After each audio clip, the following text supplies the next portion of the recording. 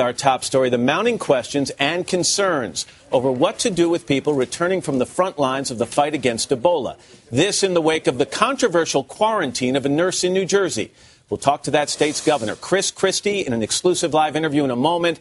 But first, national correspondent Kate Snow has the latest. Kate, good morning to you. Good morning, Matt. After arriving back in her home state of Maine this morning, there's now disagreement about whether or how long the nurse has to remain in isolation in her home in that state.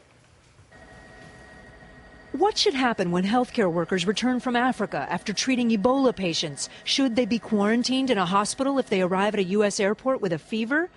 Nurse Casey Hickox found herself dueling with New Jersey's outspoken governor, Chris Christie, over this national debate.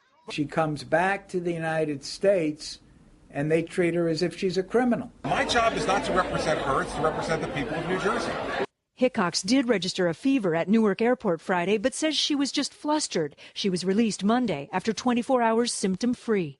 To the extent that Governor Christie made this a political act so that he could show he was in charge and protecting the people of New Jersey, I think he picked the wrong individual with Casey Hickox. No one likes being in the hospital. No one likes being in the hospital.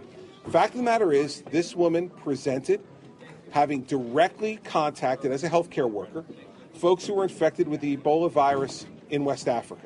On Monday, with so many states doing their own thing, the Centers for Disease Control issued new guidelines suggesting 4 categories for people entering the U.S. from Ebola outbreak countries. Those at high risk would voluntarily stay at home and keep in touch with state and local health departments. The states were trying to sort all this out by themselves. What took so long? Why did the federal government not give anybody guidance? The whole evolution of this Ebola epidemic in Africa and now the importation here is really an evolving, moving target in which you have to rely on new experiences. Don't take anything off. Hospitals across the country, like the Mayo Clinic, are doing drills, trying to make sure they're ready if someone comes in with Ebola.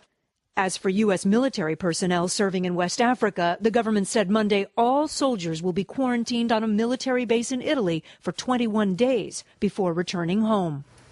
Now, soldiers will be restricted to a complex with barracks, a dining facility, and a gym. The head of the NIH told me it was easier to make a blanket rule for the military because they're used to being on a base or confined to barracks. The bigger challenge has been how to handle civilians. And, Matt, a little bit of good news we've just learned this morning. The nurse, Amber Vinson from Dallas, she's been treated at Emory University in Atlanta. She's expected to be released later today. Some good news there, Matt. Kate, that is good.